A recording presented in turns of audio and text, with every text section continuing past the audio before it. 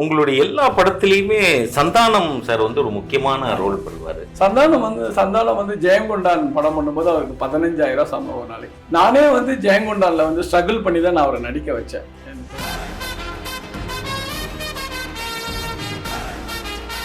கண்டேன் காதலில வந்து பர்ற வெள்ளிக்கிழமை அப்ப சனிக்கிழமை பரவாயில்லையா, வெள்ளிக்கிழமை அதுமா வீட்டை விட்டு ஓடி போயிட்டலடா. அப்போ சனிக்கிழமை வீட்டை விட்டு ஓடி போனா பரவாயில்லையா? எப்படி சந்தானத்தை வந்து நம்ம அந்த முதல் படத்துல இருந்து கொண்டாடணுமோ, ஆர்ஜே பாலாஜிக்கு வந்து இவன் தந்திரன்ற ஒரு படம் தான் அவருக்கு வந்து ஒரு பெரிய ஒரு பேர் கொடுத்தது. அவரே கூட சொல்லுவார், ஏங்க என் லைஃப்ல வந்து எனக்கே என் மேல நம்பிக்கை வந்தது உங்ககிட்ட ஒர்க் பண்ணதுக்கு அப்புறம் தான். நீங்களுமே அதை ப்ரொடக்ஷன்ல இறங்கி நான் 12 படம் ப்ரொடியூஸ் பண்ணிருக்கேன். 12 படம் ப்ரொடியூசராகவும் டைரக்டராகவும் இருந்திருக்கேன். Great Indian kitchen. எதனால அந்த முடிவு எடுத்தீங்க ப்ரொடியூசர் அப்படிங்கிற ஒரு கேட்டகரிக்கு? இல்ல, அது கிரேட் இண்டியன் கிச்சன் வந்து மலையாளத்துல மிகப்பெரிய ஒரு சக்சஸ். ஆமா. தமிழ்ல ஏன் அந்த அளவுக்கு இல்ல? தமிழ் இப்போ நீங்க எல்லா இயக்குனர்களுக்குமே பெரிய ஹீரோஸ்னா இன்னைக்கு Rajini, Kamal sir, Ajith sir, Vijay sir இருந்தாரு, இப்போ சிஎம் ஆயிட்டாரு. ஸோ இவங்களை வச்சு பண்றதுக்கான ஒரு வாய்ப்புகள் கிடைச்சா நீங்க கண்டிப்பா பண்ணுங்க. வாய்ப்பு கிடைச்சா கண்டிப்பா அதுக்கான கதைகள் எல்லாமே உங்களுக்கு. மியூசிக்னு ஒன்று இருக்கு. உங்க கூட ஒர்க் பண்ண மியூசிக் டைரக்டர்ஸ்ல யார் ரொம்ப பெஸ்ட் அப்படின்னு? வித்யாசாகர் சார் வந்து என்னோட இது பண்ணாரு. ஜெயம் கொண்டேன் கண்டேன் 2 படம் பண்ணாரு. அதை நான் வரைந்து வைத்த சூரியன் ஒரு பாட்டு, அற்புதமான ஒரு பாட்டு. நான் வரைந்து வைத்த சூரியன் ஒளிவுகின்றதே. இன்னைக்கு புதுசா வர இயக்குனர்கள் உடைய படங்கள் உங்களுக்கு நீங்க பார்த்து வியந்த திரைப்படம் எது? சமீபத்துல நல்ல நல்ல படங்கள் வந்தது. கென் கருணாஸ் நடிச்ச யூத் படம், அது நல்லா இருந்தது. லாஸ்ட் ரொம்ப நல்லா இருந்தது.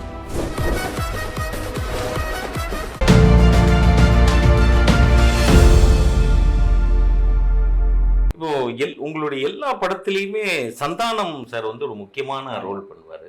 உங்களுக்கும் சந்தானம் சாருக்குமான ஒரு ரிலேஷன்ஷிப் எப்படி? அது சந்தானம் வந்து ஜெயங்கொண்டான் படம் பண்ணும்போது அவருக்கு 15,000 சம்பளம் ஒரு நாளைக்கு அந்த டைம். அப்ப வந்து 4 ஃப்ரெண்ட்ஸுக்கு ஒருத்தரா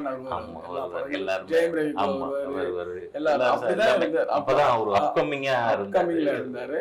நானே வந்து ஜெயங்கொண்டான்ல வந்து ஸ்ட்ரகிள் பண்ணி தான் நான் அவரை நடிக்க வச்சேன். எனக்கு வந்து விவேக் சார் சைட்ல இருந்து, ப்ரொடக்ஷன் சைட்ல இருந்து வேண்டாமே, ஏன்னா விவேக் சார் பீக்ல இருக்காரு. அவரு தான் அன்னைக்கு நம்பர் 1 காமெடியன். ரன்னு பிச்சுக்கிட்டு போகுது. விவேக் சார் இருந்தா அந்த படம் வந்து கேரண்டி. இவ்வளவு பெரிய காமெடியன் விவேக் இருக்கும்போது இன்னொரு காமெடியன் எதுக்குன்னு எனக்கு பயங்கர ப்ரெஷர். இல்லை சார், அது வில்லேஜுக்கு போகும்போது சந்தானம் அவங்களுக்கு அவ்வளோ பிடிக்கல. நான் ரொம்ப போராடி தான் நான் அந்த படத்துல வந்து இன்னும் சொல்ல போனா இன்னும் கொஞ்சம் ப்ரெஷர் பண்ணி தான் என்னை தூக்கிட்டு இருப்பாங்க. அந்த அளவுக்கு எனக்கு இருந்தது. அதுக்கப்புறம் கண்டேன் காதலில எனக்கு அந்த ஃப்ரீடம் இருந்தது. அவர் இண்டிவிஜுவல் காமெடினா அந்த படத்துல அதுக்கு முன்னாடி வரைக்கும் 4 ஃப்ரெண்ட்ஸ் இருந்தது. ஒரு 5-6 படம் பண்ணோம். பிஸ்கோத்துன்னு ஒரு படம் நான் அவரை ஹீரோவை வச்சு நான் பண்ணேன். நான் தான் ப்ரொடியூசர் டைரக்டர். ரொம்ப நல்லா பண்ணியிருந்தாரு. சவுகார் ஜானகி அம்மாவோட 400வது படம் ரொம்ப ஒரு நல்ல படமாக அவர் பண்ணியிருந்தார். ஸோ சந்தானம் நல்ல ஒரு அண்டர்ஸ்டாண்டிங் உள்ள ஒரு காமெடியன். இம்ப்ரவைஸ் பண்ணுவார். அவங்க டீம் வந்து ஃபேக்ட்ரின்னு தான் நாங்கள் சொல்லுவோம். நிறைய கதையை ஒரு சுச்சுவேஷன் சொல்லிட்டு அவங்க ஒரு 10 வருஷம் எழுதி எடுத்துகிட்டு வருவாங்க. நாங்கள் வந்து ஸ்கிரிப்டில் ஒரு 4 வருஷம் எடுத்துகிட்டு வருவோம். எது பெஸ்ட்டோ அதை சூஸ் பண்ணி அந்த பஞ்ச் லைனில் நாங்கள் போடுவோம். கண்டேன் காதலில வந்து பர்ற வெள்ளிக்கிழமை பரவாயில்லையா, அதெல்லாம் ஸ்கிரிப்ட்ல இருக்கும். சந்தானத்தை வந்து நாங்கள் வந்து அவர் இந்த செட்டுக்கு வந்தாலே அவர் முடிஞ்ச அளவுக்கு நாங்கள் வந்து ஆடியன்ஸோட கனெக்ட் பண்ணுறதுக்கு தான் நாங்கள் ட்ரை பண்ணிட்டே இருப்போம். நீங்க சொன்னீங்க ஆரம்ப காலகட்டத்திலேருந்தே சந்தானத்தை நான் தான் ஃபர்ஸ்ட் ஃபிலிம்ல போட்டேன், இன்சிஸ்ட் பண்ணி போட வச்சேன். நீங்க கொஞ்ச நாளைக்கு அப்புறம் அவர் கதாநாயகனா அவரை வச்சு பண்ணும்போது என்ன வேறுபாடு ஏதாவது? ரொம்ப அந்த சின்சியாரிட்டின்றது அந்த டே 1ல நான் என்னைக்கு எப்படி பார்த்தனோ அப்படிதான் இருந்தார். அவர்ல எந்தவித மாற்றமும் இல்லை. அந்த கதை வந்து கரெக்டா போய் ரீச் ஆகணுன்றதுல ரொம்ப கவனமா இருந்தாரு. அந்த கதையை வேற எப்படி இம்ப்ரவைஸ் பண்றதுன்னு இருந்தாரு. அந்த கூட வந்து சந்தானத்துக்கு கூட ஆனந்த்ன்னு இருக்காரு, அவரும் ஃப்ரெண்டு. அவங்களும் கூட வச்சுப்பாரு. அவங்களும் வந்து டீமே வச்சிருக்காங்க. அந்த டீம் எல்லாமே இருக்கும். ரொம்ப நல்ல ஒரு சினிமாவை நேசிக்கக்கூடிய ஒரு நபர் சந்தானம். நல்ல பர்சன். அவர் இன்னும் கூட நம்ம ஒர்க் பண்ணலாம், அந்த அளவுக்கு கூடிய ஒரு நபர் தான் அவர். ஒரு ஆரம்பத்தில் சொன்ன மாதிரி உங்களுடைய படங்கள் வந்து ஒவ்வொரு படங்களும் வந்து ஒவ்வொரு மாதிரி இருக்குது. ஒவ்வொரு ஜேனரில் நீங்கள் பண்ணிட்டு இருக்கீங்க. அந்த எல்லா படங்கள்லையும் உங்கள் சிக்னேச்சர் இது அப்படின்னு சொல்கிற மாதிரியான விஷயங்கள் என்ன இருக்குன்னு நீங்கள் சொல்லுங்கள். இல்லை ஒரு படம் பார்க்கும்போது ஏதாவது ஒரு ஒரு யூனிக்கான ஒரு விஷயம் இருக்கணும். பூமராங்கன்னு ஒரு படம் பண்ணேன், நதிநீர் பூமராங். இணைப்பை பற்றி ஒரு படம். இன்ஜினியரிங் ஐடி வேலையை விட்டுட்டு கிராமத்துக்கு போயிட்டு அங்க ஒரு இருக்கிற பெரிய ஒரு பெரிய ஒரு இது ஆரையே வந்து சரி revival பண்ற பண்ணி மாதிரி அங்க அதுல ஒரு பெரிய கடல்ல கலக்கு. அதுவுமே பொலிட்டிக்கல் பேஸ் தான். போய் வேஸ்டா போகுது. அது ஊருக்கு வந்தா தண்ணி பிரச்சனை தீரும், விவசாயம் வரும். எல்லாருமே வந்து லேண்டை வந்து ரியல் எஸ்டேட்டுக்கு வித்துட்டு போயிடுறாங்க, கார்பரேட் கம்பெனிக்கு வித்துட்டு போயிடுறாங்க. அந்த நிலம் மாறணும்ட்டு அங்க இருக்கிற ஒரு 2 இளைஞர்களுடைய ப்ரொட்டஸ்ட், அவங்களுடைய பார்வை, அதுக்கு அவங்க ஃபேஸ் பண்ற விதம், அதை பேஸ் பண்ணி எடுத்த படம் தான் பூமராங். அதெல்லாம் வந்து எக்ஸிகியூஷனே ரொம்ப கஷ்டம். ஏன்னா ஒரு ஃப்ரேம் பார்த்தீங்கன்னா ஒரு 500,000 பேர் இருப்பாங்க. ஆமா ஒரு ஃப்ரேம்லேயே 500 பேர் இருப்பாங்க, கிராமத்துக்காரங்க, ஸ்டூடெண்ட்ஸு, அந்த மாதிரியான ஒரு விஷயம். ஆர்ஜே பாலா எப்படி சந்தானத்தை வந்து நம்ம அந்த முதல் படத்துலேருந்து கொண்டு வந்தோமோ, ஆர்ஜே பாலாஜிக்கு வந்து இவன் தந்திரன்ற ஒரு படம் தான் அவருக்கு வந்து ஒரு பெரிய ஒரு பேர் கொடுத்தது. அவரே கூட சொல்லுவார், ஏங்க என் லைஃப்பில் வந்து எனக்கே என் மேலே நம்பிக்கை வந்தது உங்ககிட்ட ஒர்க் பண்ணதுக்கு அப்புறம் தான். என்னாலும் எழுத முடியுன்றத எனக்கு வந்து நீங்கள் காமிச்சு கொடுத்தது நீங்கள் தான். முதல்ல வந்து நீ எழுது, இந்த சீனை நீ எழுது அப்படின்னு சொல்லி எனக்கு உரிமை கொடுத்தீங்க. அதுல இருந்தா எனக்கு அந்த எழுத்து இது இன்னைக்கு நான் டைரக்டர் ஆகிறதுக்கு காரணமே ஏதோ ஒரு காரணன்ற மாதிரி அவர் பாலாஜி சொல்லுவார். ஸோ யுவன் தந்திரன்ல ஒரு இம்பார்ட்டன்ஸ் இருந்தது, பூமராங்ல ஒரு இம்பார்ட்டன்ஸ் இருந்தது. ஸோ ஆர்ஜே பாலாஜியும் நல்ல நண்பர்கள். இவன் தந்திரன்ல அந்த பிளாஸ்டிக் சர்ஜரி அது வந்து பூமராங்ல ஒரு பிளாஸ்டிக் சர்ஜரி. அது கதை ஆரம்பிக்கும் போது வேற மாதிரி ஆரம்பிக்கும். ஆமா, ஒருத்தருடைய மாறி அவனுடைய அந்த அதனால அவன் அந்த முகம் மாறி வந்ததுனால அவன் என்னென்ன பிரச்சனை அதனால ஒரு என்ன ஒரு எவ்வளவு பிரச்சனைகள் அவனை துரத்துறாங்க யாருன்னே தெரியாது, எதனால தெரியாது. அப்ப இறந்தவங்க அந்த டோனர் யாரு, அவனுக்கு என்ன பிரச்சனை தேடி கண்டுபிடிக்கும். நல்ல ஒரு அற்புதமான ஒரு அதுல ஒரு சோசியல் இஷ்யூ எல்லாருக்கும் ஸ்கிரீன் பிளேவா அது ரொம்ப நல்லா இருக்கும். ஒரு எமோஷனலான ஒரு படம். ஒரு இயக்குனர் வந்து தயாரிப்பாளராக மாறும்போது அதுல இருக்கிற பிளஸ் என்ன மைனஸ் என்ன? இல்ல அது ஒண்ணும் இல்லை, அது வந்து கொஞ்சம் அடிஷனலா ஒர்க் பண்ணணும். ப்ரொடியூசரா ஒரு இயக்குனர் ப்ரொடியூசரா மாறும்போது ஒரு ஃப்ரீடம் இருக்கு. நம்ம காம்ப்ரமைஸ் இல்லாம நம்ம நினைச்சதை எடுத்துடலான்ற ஒரு இது இருக்கும். ப்ரொடியூசரை கன்வின்ஸ் பண்ணி அதை எடுக்கிறது கொஞ்சம் இதுவா இருக்கும்.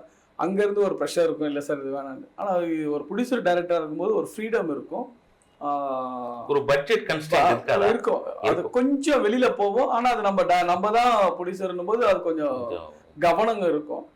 பட் ஆனால் அதுக்கு நிறைய உழைக்கணும்.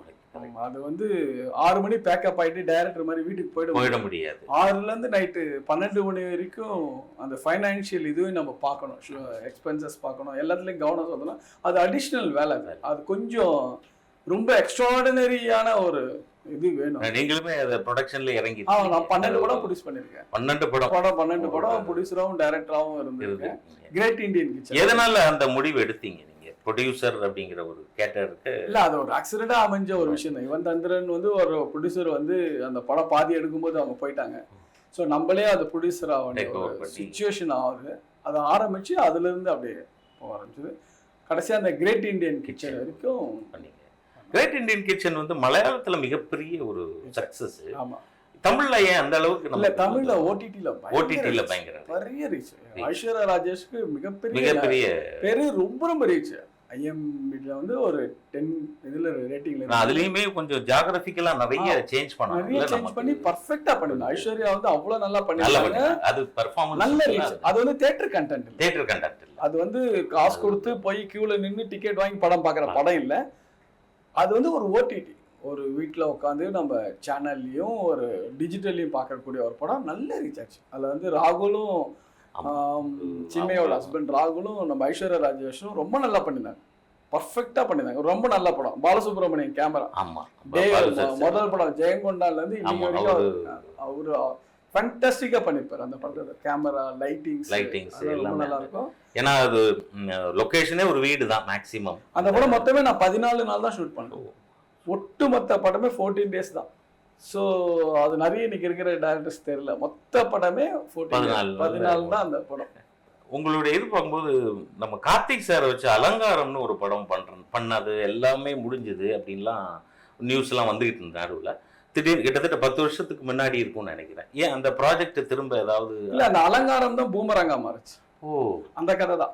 அந்த கதை அலங்காரம் தான். முகத்துக்கு Correct, ஃபேஸ் correct. டிரான்ஸ்பிளான்ட் அதுக்கு அந்த டைட்டிலே நல்லா இருந்தது. நீங்க நல்லா இருந்தது. வச்சிருக்கலாம். அதுக்கு அலங்காரம்ன்றது அப்ப வேற யாரோ வச்சிருந்தாங்க. அதனால மத்தமுன்னா இருக்கு, ஐடியா இருக்கு. அதுதான் பூமராங் கதை.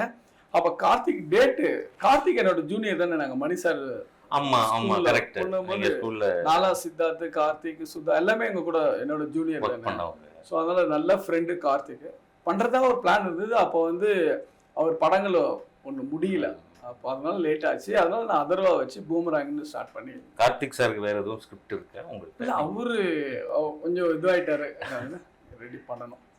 இப்போ நீங்க எல்லா இயக்குனர்களுக்குமே ஒரு பெரிய ஹீரோஸ்னா இன்னைக்கு Rajini, Kamal sir, Ajith sir, Vijay sir இருந்தாரு, இப்போ சிஎம் ஆயிட்டாரு. ஸோ இவங்களை வச்சு பண்றதுக்கான ஒரு வாய்ப்புகள் கிடைச்சா நீங்க கண்டிப்பா பண்ணுவீங்க. வாய்ப்பு கிடைச்சா கண்டிப்பா அதுக்கேற்ற மாதிரி அதுக்கான கதைகள் எல்லாமே உங்கள்கிட்ட. எல்லாம் ஒன்றும் பிரச்சனை இல்லை. சரி சரி. இப்போ நீங்க ஒரு இயக்குனராகவும் ஒரு ப்ரொடியூசராகவும் ட்ராவல் பண்ணியிருக்கிறீங்க. இப்போ ஒரு இயக்குனருக்கு முக்கியமா யாரை திருப்திப்படுத்துறது பெரிய விஷயம்னு நினைக்கிறீங்க? அதாவது ஹீரோவா, ப்ரொடியூசரா, இல்ல ஆடியன்ஸா? இல்ல மூணுமே ஒரே நேர்கோட்டில் ஒரே நேர்கோட்டில் தான். மூணுமே ரொம்ப ரொம்ப இம்பார்ட்டன்ட் திங். ஃபர்ஸ்ட் நீங்க வந்து ப்ரொடியூசரை சாட்டிஸ்ஃபேக்ஷன் பண்ணாதான் அடுத்தது ஹீரோ கிட்ட போகும். ஹீரோவை சாட்டிஸ்ஃபேக்ஷன் பண்ணாதான் ஷூட்டிங் போக முடியும். ஷூட்டிங்ல இது கம்ப்ளீட் ஆனாதான் ஆடியன்ஸ் கிட்ட போக முடியும். ஸோ மூணு பேரையும் திருப்திப்படுத்துறது ரொம்ப முக்கியம். ஹீரோவையும் பேலன்ஸ் பண்ணணும், கண்டிப்பா. ப்ரொடியூசர் வந்து ஃபைனான்ஷியலா திருப்திப்படுத்தணும். ஆடியன்ஸ் படம் பார்க்கும்போது அவங்களுக்கு அந்த டிசப்பாயின்மெண்ட் இருக்கக்கூடாது. அந்த 150 ரூபா கொடுத்து அந்த தேட்டருக்குள்ள வரும்போது அந்த 150 ஒர்த்து ஒன்று எங்கேயாவது ஒரு சிரிக்க வைக்கணும், எங்கேயாவது அழ வைக்கணும், இல்லை ஏதாவது கனெக்ட் பண்ண வைக்கணும். இது நம்ம வாழ்க்கையை தான் சொல்றாங்க அப்படின்ற. அதனால தான் வந்து இவன் தந்திரன் கனெக்ட் ஆச்சு, ஜெயம் கொண்டான் கனெக்ட் ஆச்சு, கண்டேன் காதலை கனெக்ட் ஆச்சு, பூமராங் கனெக்ட் ஆச்சு, கிரேட் இண்டியன். எந்த ஆடியன்ஸாவது ஒன்று ஹீரோயின் ஆடியன்ஸ், லேடிஸ் ஆடியன்ஸ், இது ஒரு வகையான ஒரு ஆடியன்ஸ். நீங்க எல்லாம் ஒரு படம் பார்க்குற 100 பேர்னா 100 பேரும் கனெக்ட் ஆகணும்னு கூட அவசியம் இல்லை. ஒரு 50 பேர் கனெக்ட் ஆகிட்டா கூட போதும். அந்த படத்தோட வெற்றி ரொம்ப ரொம்ப உறுதி செய்யப்படும். அடுத்த வர படங்கள் என்ன மாதிரியான? இப்போ அதான் இவன் தந்திரன் 2 ஸ்கிரிப்டிங் ரெடியாக இருக்கு. ஸோ அதுக்கான ஷூட்டிங் நாங்கள் நெக்ஸ்ட் மந்த் போகிறோம். அதுக்கான ஹீரோ மற்ற விஷயங்கள் போயிட்டு இருக்கு. ஃபுல் பவுண்டட் ஸ்கிரிப்ட் ரெடியாக இருக்கு. அண்டு வந்து காந்தாரின்னு ஒரு படம், ஒரு ஹாரர் மூவி ஒன்று, அது அக்டோபர் 2 ரிலீஸ் பண்ண போகிறோம். ஸோ இது 2 தான் இப்போ லைனப்பில் இருக்கு. இவர் தான் கதை வந்து ஒரு ஆமா, கதை கிடையாது, தொல்காப்பியன்னு சொல்லிட்டு கதை தொல்காப்பியன் அவரோட கதை தான் அது. அண்டு வந்து அந்த படம் அக்டோபர் தனஜயன் சாரோட அது வந்து அப்போதான் சும்மா டிஸ்கஷன்ல இருந்தாரு. அப்புறம் வந்து இந்த படம் அக்டோபர் 2 அந்த படம் ரிலீஸ் ஆகுது. ஸோ இவன் தந்திரன் 2 இருக்கு. இது இல்லாமல் ஜெயம் ரவி சாருக்கு ஒரு ஸ்கிரிப்ட் ஒன்று ப்ராசஸிங் போயிட்டு இருக்கு. இப்போ ஓடிடி அப்படிங்கிற ஒரு வெர்ஷன் வந்ததுக்கு அப்புறம் கிட்டத்தட்ட நம்ம கொரோனா டைமுக்கு அப்புறம் தான் ஓடிடி வந்து நம்ம தமிழ்நாட்டிலேயே பிரபலமாச்சுது. இது வந்ததுக்கு அப்புறம் இந்த ஸ்கிரிப்டிங் ஸ்டைல் வந்து தேட்டருக்கு தனியாக ஒரு ஸ்கிரிப்டிங் எழுதணும், ஓடிடிக்குனா ஒரு ஸ்கிரிப்ட் அப்படிங்கிற ஒரு வித்தியாசம் இருக்குதா இல்லை அப்படி இல்லையா? இல்லை இருக்கு, இல்லைன்னு சொல்ல முடியாது. முதல்லலாம் டூயட் சாங் இருக்கும். அது இப்போ கொஞ்சம் இந்த ஓடிடி கம்மியாச்சு, மாண்டேஜ் சாங் ஆயிடுச்சு. ஒரு 145 மினிட்ஸ்ல கதை சொன்னா போதுன்ற அளவுக்கு இருந்தது. கொஞ்சம் ஸ்டைல் மாறி இருக்கு, எடிட்டிங் கட்ஸ் மாறி இருக்கு, மியூசிக் மாறி இருக்கு, சவுண்ட்ல கட் பண்ணணுன்ற ஒரு விஷயம் இருக்கு. ஓடிடி வந்ததுக்கு அப்புறம் இன்னைக்கு நிறைய டெக்னாலஜி, சவுண்ட்ஸ் ரொம்ப நல்லா இம்பார்ட்டன்ஸ் கொடுக்க ஆரம்பிச்சிருக்காங்க. மேக்கிங் இருக்கு. முந்தி மாதிரி நிறைய சொல்லணும்னு கூட அவசியம் இல்லை. இன்னைக்கு இருக்கிற யூத் வந்து டக்குன்னு கேட்சப் பண்ணி ஒரு ஃப்ரீடம் இருக்கு, படைப்பாளிக்கான சுதந்திரம் இருக்கு. சொல்லி மியூசிக்னு ஒன்று இருக்கு. உங்க கூட ஒர்க் பண்ண மியூசிக் டைரக்டர்ஸ்ல யார் ரொம்ப பெஸ்ட் அப்படின்னு எதிர்பார்க்க? வித்யாசாகர் சார் வந்து என் கூட இது பண்ணாரு. ஜெயம் கொண்டான், கண்டேன் காதலை 2 படம் பண்ணாரு. Extraordinary music. இளையராஜா சாருக்கு அப்புறமா வந்து இசை தெரிந்த ஒரு இசையமைப்பாளர். அதில் நான் வரைந்து வைத்த சூரியன் ஒரு பாட்டு, அற்புதமான ஒரு பாட்டு, மெலோடி அவ்வளோ அழகாக கொடுத்துருந்தாரு. கண்டேன் காதல் எல்லா பாட்டும் ஹிட்டு. அவர்கிட்ட நான் 2 படம் ஒர்க் பண்ணேன். அதுக்கப்புறம் இமான் சார்கிட்ட ஒர்க் பண்ணியிருக்கேன். இமான் சார் எக்ஸலண்ட்டான ஒரு பர்சன். அண்டு வந்து ஒரு புது மியூசிக் தமன் கூட நான் ஒரு 4 படம் ஒர்க் பண்ணியிருக்கேன். எஸ்எஸ் தமன் தெலுங்குல இன்னைக்கு பெரிய பிஸியாக இருக்காரு. இவன் தந்திரன், சேட்டை, வந்தான் வென்றான் எல்லாமே தமன் தான் மியூசிக்கு. நல்ல ஒரு நட்பு. இன்றைக்கும் இவன் தந்திரன் 2க்கு அவர் தான் மியூசிக் டைரக்டர். ஸோ அவரோட ஒரு நல்ல நட்பில் இருந்துகிட்ருக்கோம். அண்டு வந்து ஒரு புது மியூசிக் டைரக்டர் ரதன் சொல்லிட்டு நான் இன்ட்ரடியூஸ் பண்ணேன். அவர் அர்ஜுன் ரெட்டின்னு ஒரு படம் தெலுங்குல பண்ணார். ஆமா, அவரை வந்து நான் தமிழில் பூமராங்க இன்ட்ரடியூஸ் பண்ணேன். அந்த நல்ல மியூசிக் டைரக்டர். அப்புறம் ராஜ் பிரதாப்னு ஒரு மியூசிக் டைரக்டர், காசேதன் கடவுளன்னு ஒரு காமெடி படம், அதில் இன்ட்ரடியூஸ் பண்ணேன். அண்டு வந்து இப்போ ஜெரி சில்வர் ஸ்டார்னு சொல்லிட்டு மியூசிக் டைரக்டர். அவர் நான் வந்து கிரேட் இண்டியன் கிச்சனில் ரொம்ப நல்லா பண்ணியிருந்தேன். ஸோ இப்போ புது மியூசிக் டைரக்டரில் தான் இப்போ நான் இன்ட்ரடியூஸ் பண்ணிகிட்டு இருக்கேன். ஏன்னா நிறைய டேலண்டட் நிறைய பேர் இருக்காங்க இன்றைய காலகட்டத்தில். வாய்ப்புகள் தேடும் புதிய இசையமைப்பாளர்கள் கண்டிப்பாக உண்மை. ஏன்னா இப்போ ஒரு 4 மியூசிக் டைரக்டர் தான் இன்ட்ரடியூஸ் பண்ணேன். அந்த அளவுக்கு பண்ணுறாங்க ஸ்டஃப் இருக்கு. ஸோ அதனால் இப்போ வரப்போகிற அந்த படங்களை நம்ம பண்ணுவோம். இப்போ மனோபாலா சார்ட்டு தான் ஃபர்ஸ்ட் ஒர்க் பண்ணிருக்கீங்க. அதாவது ஆர் செல்வராஜ் சாருக்கு பிறகு மனோபாலா சார்ட்டு இருந்தீங்க. அதன் மூலமாக தான் மணி சார். ஆமாம். இப்போ கண்டென்ட் காதலில மனோபாலா சாருக்கு ஒரு ரோல் கொடுத்துருப்பீங்க. ஆமாம். நம்ம ஒர்க் பண்ண ஒருத்தரை நடிக்க வைக்கிறோங்கும் போது உங்களுடைய அந்த மனநிலை எப்படி இருந்தது? இல்லை ஒரு சாதாரணமாக தான் இருந்தீங்களா, இல்லை எப்படி ஒரு சின்ன? இல்லை நான் வந்து தயக்கம். அவர் டிவி சீரியல் பண்ணும்போது அந்த காலகட்டத்திலே அவர் 5 மணிக்கு மேலே கொஞ்சம் ஸ்லோ ஆயிடுவார்.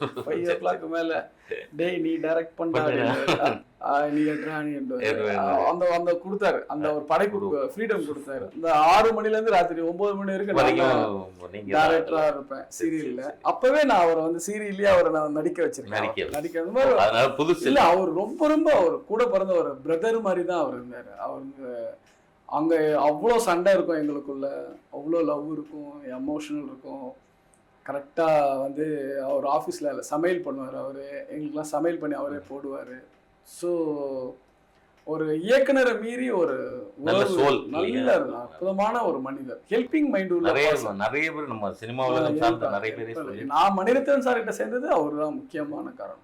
இன்னைக்கு வர இளம் இயக்குனர்கள் அவங்களுடைய படங்கள் எப்படி, உங்களுக்கு பிடித்த படங்கள் இது இன்னைக்கு? நீங்கள் உங்களுடைய, அதாவது நீங்கள் வந்து ஒரு சீனியர், ஒரு 10 years சீனியர் நீங்கள். இன்னைக்கு புதுசாக வர இயக்குனர்களோட படங்கள் உங்களுக்கு நீங்கள் பார்த்து வியந்த திரைப்படம் எது? சமீபத்தில் நல்ல நல்ல படங்கள் வந்தது. கென் கருணாஸ் நடித்த யூத் படம் அது நல்லா இருந்தது. பிளாஸ்ட் ரொம்ப நல்லா இருந்தது. ரொம்ப சர்ப்ரைசிங்கா இருந்தது. அவர் அர்ஜுன் சாரை வச்சு ஒரு ஆக்ஷன் ஃபேமிலி ஆக்ஷன். அந்த படம் ஸ்டார்டிங் டு எண்ட் வரைக்கும் அவ்வளவு என்கேஜிங்கா இருந்த ஒரு படம். இவ்வளவு ஒரு ஃபாஸ்ட் ஃபேஸில் ஒரு படம் பார்க்கலாம். அவ்வளோ அருமையான இருந்தது. ரொம்ப ஸ்க்ரீன் பிளேவும் ஸ்கிரிப்டாகவும் அதை ஒரு நியாயப்படுத்தியிருந்தார் அந்த டைரக்டர். ஸோ இல்லை அது ரொம்ப நல்லா இருந்தது அந்த படம். பிளாஸ்ட் ரொம்ப பிடிச்சிருந்தது. ஒரு சின்ன ஒரு ரேபிட் ஃபயர் ரவுண்ட் எப்போவுமே வர மாதிரி. இப்போ மணி சார்ட்ட நீங்கள் ஒர்க் பண்ணியிருக்கீங்க இல்லையா, அவருடைய படங்களை வைத்தே சொல்கிறேன். மௌனராகம், அலைபாயுதே, இதில் எதுன்னு நீங்கள் சொல்லுங்கள்? மௌனராகம். அலைபாயுதே அஞ்சலி. ஸோ அலைபாயுதே உயிரே. அலைபாயுதே. ஸோ உயிரே பாம்பே. உயிரே ஆயுத எழுத்து. ஸோ உயிரே கன்னத்தில் முத்தமிட்டார். உயிரே குரு. உயிரே. ஸோ குரு தளபதி. ஆப்வியஸ்லி. ஸோ உயிரே நாயகன். ஸோ ரொம்ப நன்றி சார். இவ்வளவு நேரம் எங்கள் சேனலுக்கு நீங்கள் டைம் கொடுத்து உங்களுடைய பொன்னான நேரத்தையும் செலவழித்து எங்களுக்கு ஒரு பேட்டி கொடுத்துருக்கீங்க. உங்களுடைய அனுபவங்களை பகிர்ந்துக்கிட்டீங்க. தேங்க்ஸ். இமயம் டிஜிட்டல் சேனலுக்கும் என்னுடைய வாழ்த்துக்கள். ஒரு அற்புதமான ஒரு டிஜிட்டல் பிளாட்ஃபார்ம். ரொம்ப விரும்பி பார்க்குற ஒரு இது. நிறைய ஃபாலோவர்ஸ் இருக்காங்க. ஸோ இமயத்துக்கு என்னுடைய வாழ்த்துக்கள். தொடர்ந்து உங்களிடமிருந்து நல்ல படைப்புகளை எதிர்பார்க்கிறோம். நன்றி. வணக்கம்.